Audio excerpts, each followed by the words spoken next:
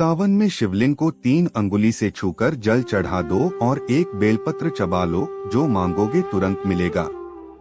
महादेव का अद्भुत रहस्य क्या हो?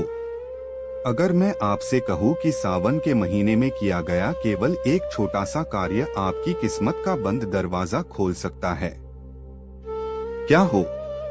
अगर मैं कहूँ कि महादेव के शिवलिंग को 3 अंगुलियों से स्पर्श करके श्रद्धा से जल अर्पित किया जाए, तो वर्षों से अटके हुए काम भी गति पकड़ सकते हैं। लेकिन ठहरिए, सबसे बड़ा रहस्य तो अभी बाकी है। लोग मंदिर जाते हैं, जल चढ़ाते हैं, बेलपत्र भी चढ़ाते हैं, फिर भी उनकी मनोकामना पूरी क्यों नहीं होती? क्या केवल जल चढ़ा देना ही पर्याप्त है? क्या केवल बेलपत्र अर्पित कर देना ही पूजा है? या फिर इसके पीछे कोई ऐसा आध्यात्मिक रहस्य छिपा है जिसे आज के समय में बहुत कम लोग जानते हैं? और एक बात, आज की इस कथा में हम उस मान्यता पर भी चर्चा करेंगे जिसमें कुछ लोग कहते हैं कि बेलपत्र चबा लेने से मनोकामना पूरी होती है। क्या यह वास्तव में शास्त्रों में बताया गया है या यह केवल लोकमान्यता है? इसका उत्तर भी आपको इस वीडियो में मिलेगा, इसलिए इस वीडियो को अंत तक अवश्य देखिए, क्योंकि अंतिम क्षणों में मैं वह बात बताऊंगा जिसे सुनकर आपकी शिव भक्ति पहले जैसी नहीं रहेगी। सावन केवल एक महीना नहीं है, यह वह समय है जब भक्त और भगवान के बीच की दूरी सबसे कम मानी जाती है। ऐसा कहा जाता है कि इस महीने में महादेव अपने भक्तों की छोटी से छोटी पुकार भी सुनते हैं। लेकिन याद रखिए, महादेव केवल हाथों से चढ़ाया गया जल नहीं देखते, वे आपके हृदय की पवित्रता देखते हैं, वे आपके मन का भाव देखते हैं, वे आपके भीतर की सच्चाई देखते हैं। इसीलिए कई बार एक गरीब भक्त का एक लोटा जल करोड़ों के अभिषेक से भी अधिक प्रिय हो जाता है। लेकिन आपसे एक छोटा सा निवेदन, यदि आप भगवान शिव में आस्था रखते हैं और चाहते हैं कि ऐसे ही सनातन धर्म से जुड़े गूढ़ रहस्य, कथाएं और प्रेरणादायक प्रवचन आप तक पहुंचते रहें, तो अभी इस वीडियो को लाइक कर दीजिए। अगर आपने अभी तक हमारे चैनल को सब्सक्राइब नहीं किया है, तो तुरंत सब्सक्राइब करके बेल आइकन दबा दीजिए ताकि आने वाली हर नई वीडियो सबसे पहले आपको मिले।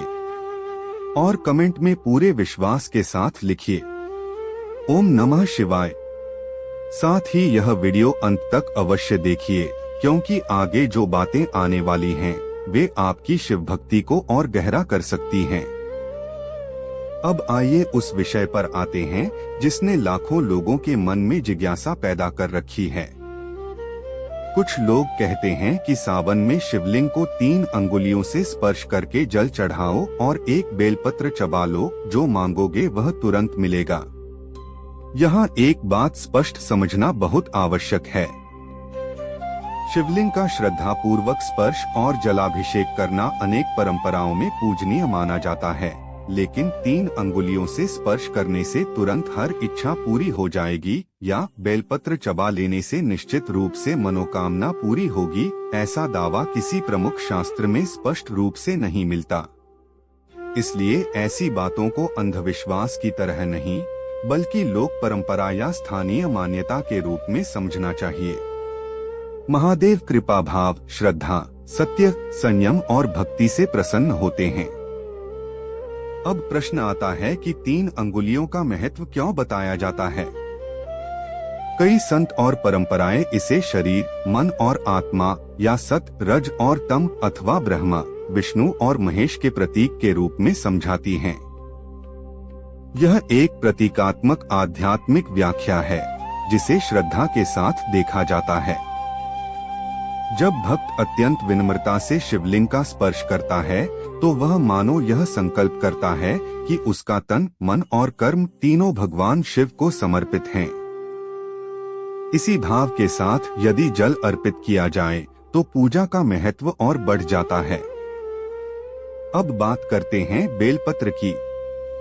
बेलपत्र भगवान शिव को अत्यंत प्रिय माना गया है।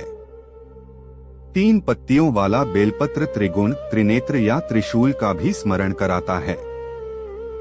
इसलिए इसे शुद्ध भाव से अर्पित करना शिव पूजन का महत्वपूर्ण अंग माना जाता है।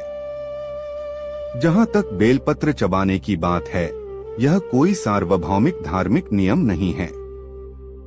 यदि कोई ऐसा करना चाहे तो पहले यह सुनिश्चित करे कि पत्ता स्वच्छ हो और उस पर पूजा में लगाए गए चंदन, सिंदूर या अन्य पदार्थ न लगे हों। कई परंपराओं में अर्पित बेलपत्र को प्रसाद रूप में ग्रहण किया जाता है, जबकि कई स्थानों पर ऐसा नहीं किया जाता।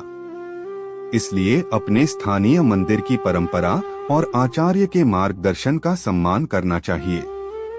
सच्चाई यह है कि भगवान शिव किसी विशेष टोटके से नहीं, बल्कि सच्चे हृदय से प्रसन्न होते हैं। यदि आप सावन में प्रतिदिन या सोमवार को स्नान करके स्वच्छ वस्त्र धारण करें, ओम नमः शिवाय का जप करें, शिवलिंग पर जल या गंगाजल अर्पित करें, बेलपत्र, धतूरा या पुष्प श्रद्धा से चढ़ाएं और अपने व्यवहार में सत्य, करुणा तथा संयम रखें, तो यही सबसे बड़ी शिव आराधना है।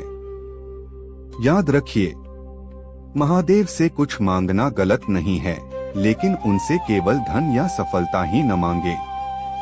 उनसे विवेक मांगिए, सही मार्ग पर चलने की शक्ति मांगिए, अच्छे कर्म करने का साहस मांगिए, मन की शांति मांगिए, क्योंकि जब ये मिल जाते हैं तो जीवन की अनेक समस्याओं का समाधान अपने आप मिलने लगता है।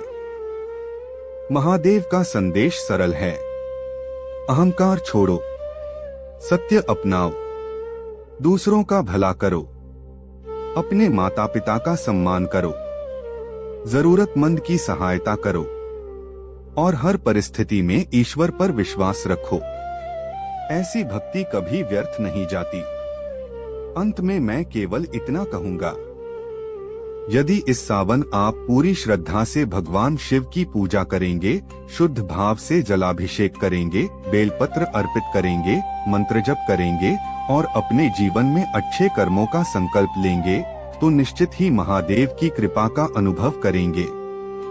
कृपा का स्वरूप हर व्यक्ति के जीवन में अलग हो सकता है।